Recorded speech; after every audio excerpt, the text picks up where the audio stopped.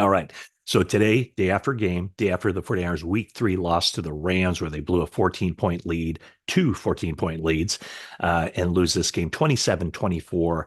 A lot to break down. We're going to take a deep breath, take a step back, and kind of review what happened in this game. Initially heard a lot of stuff from Rams fans saying, hey, you didn't give the Rams enough credit for that win. Well, let's just say it right now. The Rams did what they had to do to win the game. But also, this is a 49ers centric YouTube channel. So we're always going to come at it from that angle. Clearly, the 49ers let this thing get away. And so now we're going to kind of break down what happened, why it happened, etc. First thing, second guessing. Yes, what the 49ers did, what they tried to do on Sunday didn't work. And so honestly, I'm not smart enough to tell you what Nick Sorensen's defense should have done. Should they have been in cover 3 on that play as opposed to cover 2? Should they have blitzed on this play? Should they have dropped a lineman? Should they have done this? Should they have done that? I can't tell you all that stuff because there's a lot that goes into it. But what I do know is that the 49ers defense did not make enough plays. And they gave up too many plays, whether it's a deep pass down the field where, Charvarius Ward and Talanoa Hufanga were in coverage, or a couple of major, major penalties that led to big time scores for the Rams. A 48-yard penalty against Isaac Yiadom, a 25-yard penalty against Devondre Campbell. So, that's kind of difficult to sort through. Clearly, special teams, the breakdowns, the blunders, that in essence cost the 49ers the game, that along with the defensive breakdowns. Now, offensively, frankly, I really had no issues with anything the 49ers did offensively. After all, they did outgain the Rams 425 to 296. Could you second guess Kyle Shanahan's decision to kick the field goal on 4th and 2 early in the fourth quarter? That gave the 49ers a 10-point lead. I don't second guess that one. I think that was the right call. I don't know what the analytics say, but anytime you can take a more than 2 possession or more than 1 possession lead in the fourth quarter against a team that you should be able to handle, I think you do that. As far as the fourth down, late in the game, it was 4th and 8 from the 45. Again, don't question that decision to punt the ball. Now, a lot of people could say, hey, you got to run the ball. Run the ball. The 49ers should have run the ball more. I disagree with that one too, because I think what the 49ers did was they put the ball in Brock Purdy's hands. And boy, Brock Purdy proved once again that he is the guy. And I don't think the running game was as good as, it certainly wasn't as consistent as maybe people thought it was at the time. The 49ers handed the ball off to Jordan Mason 9 times on first down. Those plays got 23 yards, so a 2.6 yard average per running play on first down. And the yards just did not come consistently. Jordan Mason finishes this game with 17 carries, 77 yards. Well, 61 of those yards came on 6 carries. The other 13 carries netted only 16 yards. So I just don't think that the running game was as consistent as you would think. And when you look at it, 49ers running plays averaged 4.0 yards per carry. 49ers passing plays averaged 9.3 yards per dropback. So once again, I have no issue with how the 49ers called this game. From the offensive standpoint, they were better on third downs, 6 of 11 on third downs. So the 49ers offense played well enough to win the game. Should they have scored more than 24 points in this game? Yes, probably so. But then, you had Juwan Jennings with just an absolute incredible game.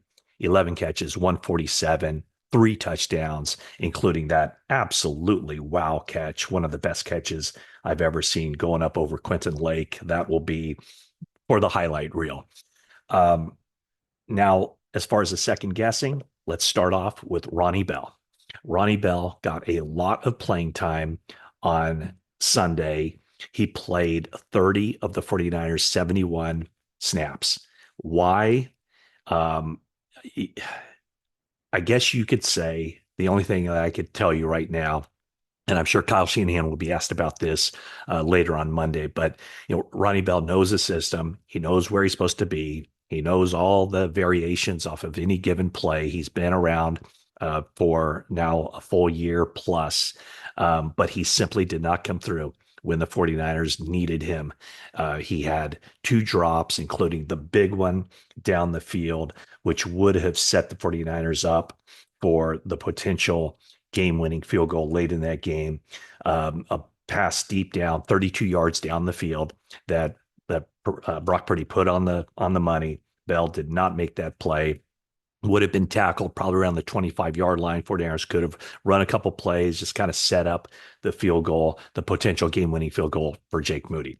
So Jacob Cowing. Jacob Cowing has played now 3 games in the NFL. He has not played one snap of offense. So that tells you that the 49ers coaching staff simply, they don't believe that he's ready to step in, that he doesn't know all of the offense. He's not sure where he's supposed to be, that kind of thing. And it's very important in this offense to be able to hit your landmarks as a receiver so that Purdy knows where to put the ball. I would suspect after this game, 49ers are going to spend extra time trying to get Jacob Cowing ready to go because, frankly, Ronnie Bell did not have a great training camp. Now, he does a lot of the things away from the ball, but he didn't catch the ball well in training camp, and he certainly hasn't caught the ball at all thus far in the regular season. So, a lot of mistakes all around, and one mistake that didn't wasn't talked about after the game. Kyle Juszczyk, reliable Kyle Juszczyk, with a big holding penalty on that drive where the 49ers ended up settling for the long field goal. So that pushed the 49ers back from the LA 42 to the San Francisco 48 with 4 minutes left, and set up a 1st and 20 situation, and it negated a nice gain from Jordan Mason. So those are some of the issues that hounded the 49ers on offense. Again, Brock Purdy was spectacular. I mean, let's erase any thoughts about this guy and the supporting cast and everything else. What I think this showed is that he elevates the play of guys around him. He made plays with his arm. He made plays with his legs. He really did it all. Some of the 49ers' big-time problems were in coverage in this game.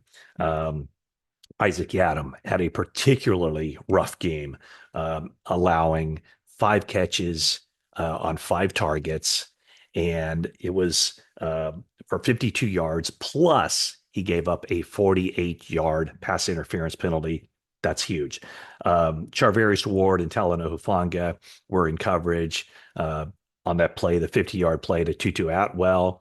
So that was a huge play. And then Devondre Campbell in coverage allowed 3 catches on 3 targets for 53 yards, plus, in addition to the 25-yard pass interference penalty late in the game that was against Colby Parkinson that set up the winning score. So 49ers, a lot of issues coming out of this game. Defensively, got to tighten things up and need more out of the pass rush, need more out of everything. I found it interesting when you look at the defensive snaps. Nick Bosa played all 58 snaps in this game.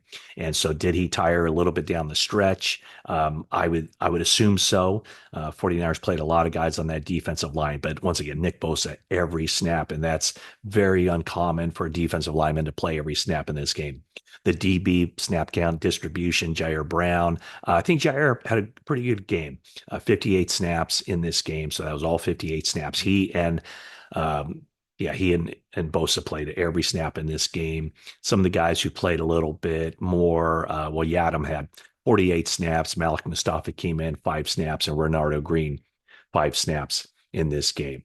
From an injury standpoint, we'll see how this goes. But remember, we didn't know about Deebo Samuel's injury until I think it was 2 days later, 3 days later. It was on the Wednesday when we found out that that Deebo Samuel was injured and was going to miss some time from the game initially on Sunday. The only injuries 49ers reported, Javon Hargrave had a triceps injury, which sounds bad. He didn't return to the game, but Shanahan expressed optimism that it was more of a bruise and not a tendon tear or anything like that. Also, D. Winters had an ankle sprain. He did not return.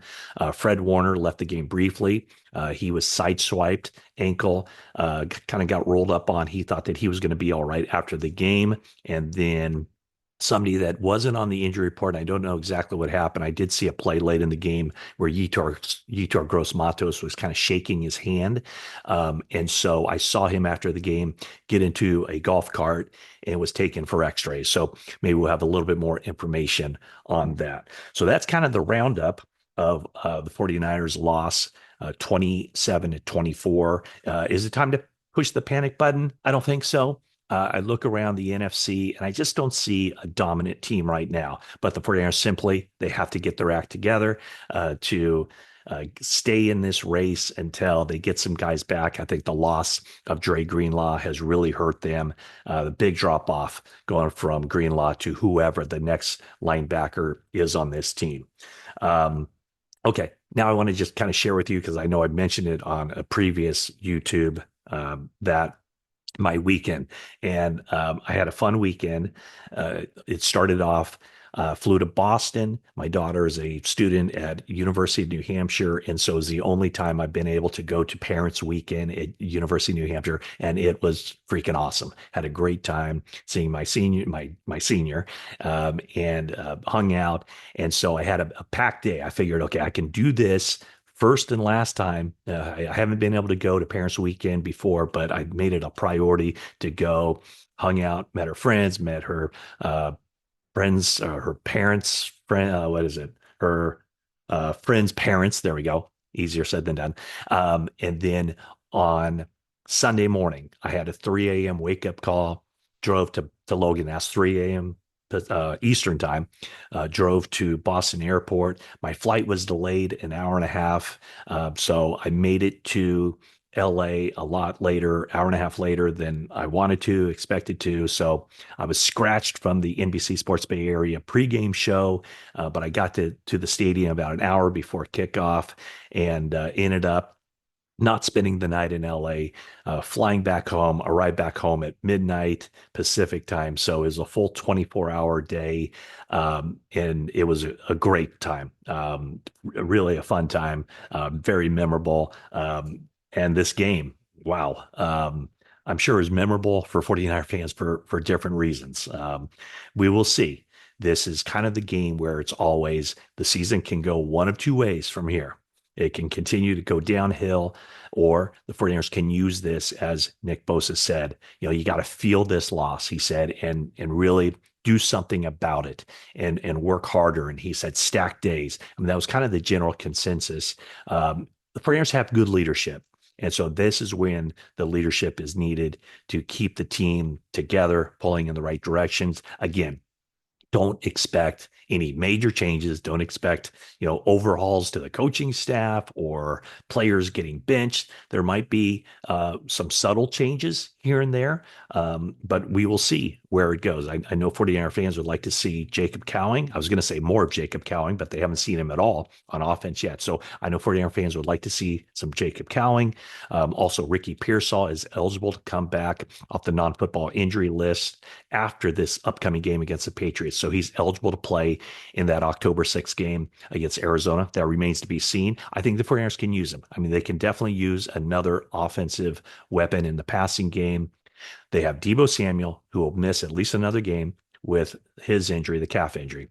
You have Juwan Jennings, Brandon Ayuk. So you have three guys. Ricky Pearsall is far and away the number 4 top receiver on this team. So he could definitely be used right now. Once again, thank you for tuning into my YouTube channel. Subscribe, like, comment, and we'll be back at you maybe later Monday with kind of a recap of what Kyle Shanahan had to say, and maybe an updated injury report.